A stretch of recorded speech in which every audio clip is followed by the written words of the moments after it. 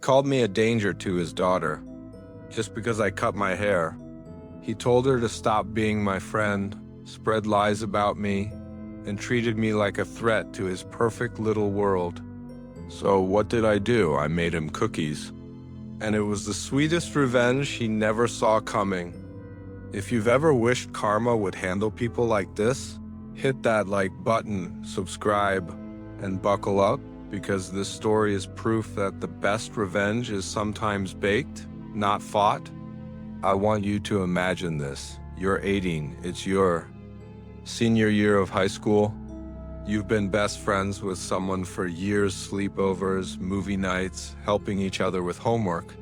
Her dad, let's call him Patrick. Mid-50s, thick southern drawl, and about every outdated opinion you could imagine rolled into one. At first, I thought he tolerated me, maybe even liked me. For most of middle school and high school, Patrick thought I was a good influence on his daughter. Why? Because I was quiet, respectful, and didn't look queer? See, I wasn't loud about my identity back then. I wasn't hiding, but I wasn't waving rainbow flags either. Patrick could pretend my queerness didn't exist, and then I cut. My hair, it wasn't some huge statement. I just wanted short hair. But to Patrick, that one haircut was like waving a red cape in front of a bull. Suddenly, I was no longer the wholesome, good girlfriend. No, in his mind, I'd transformed into a walking, talking threat. He never said it to my face. Oh no, Patrick wasn't the type to confront me directly. He was the type to rant behind my back. To his wife. To his other kids. Worst of all, to my best friend, and the things he said. They were absurd and cruel. He told her I was going to corrupt her. That my short hair would confuse her. That I'd trick her into kissing other girls. He accused me of trying to seduce her just because I sometimes brought her lunch. For the record, I'm aromantic and asexual. Relationships aren't even on my radar. I just wanted to be a good friend, but every time my best friend called me crying because her dad was ranting about me again, my blood boiled. Not for myself, but for her. Why should she get screamed at because of me? Why should she bear the weight of his bigotry? I thought about confronting him, marching into his house and saying, "If you have a problem with me, say it to my face." But I knew that would only make things worse for my friend. Patrick didn't need MON. I wasn't about to hand him a loaded gun. So I played the long game. See, Patrick had one big blind spot. He underestimated me. He thought I was weak, shy, harmless. He thought he could rant about me and everyone in his family would nod along. He didn't realize I had something much more powerful than anger. I had patience and strategy. His oldest son. He struggled with anxiety. I listened. I encouraged him. We bonded. His middle son. Huge Dungeons and Dragons nerd. I joined his campaign. Rolled dice every weekend and we became inseparable. His youngest, sarcastic little gremlin. I matched his energy jab for jab and he loved it. And Patrick's wife. Sweetest woman alive. We talked about books, cooking, life. We genuinely became close. Before long, I wasn't just that queer friend in Patrick's house. I was practically family. His entire household loved me. And every time Patrick ranted about me, guess what happened?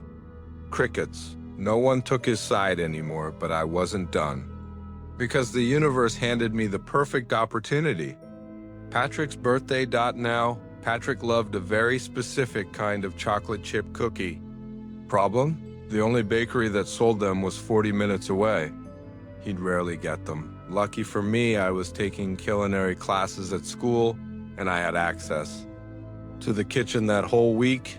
Even luckier, I knew the copycat recipe. So I baked. And I baked big 48 giant, perfect golden brown cookies, warm, gooey, packed with chocolate. I put them in a big decorative tin, tied it with a ribbon, and delivered it with the biggest smile. "Happy birthday, Mr. Patrick. I heard you liked these." You should have seen his face, shock, Confusion? A flicker of guilt? Maybe, because how could he keep calling me some monster behind closed doors when I just made him cookies? Here's the beauty of this revenge. I didn't yell. I didn't confront him. I didn't have to. The cookies did all the talking. By that point, his wife adored me. His sons thought I was the coolest person ever, and now I just made the man his favorite dessert. Anytime he complained about me after that, guess what? He looked like an absolute jerk. And eventually his wife snapped. From what I heard later, she laid into him. Why are you talking about them like that? They've done nothing but be kind to us. They even baked you cookies for your birthday. What's wrong with you? After that, radio silence. Not another word about me? It's been years now, and my friendship with his daughter is stronger than ever. Patrick, he's polite to my face. He doesn't love me, but he respects me enough to keep his mouth shut.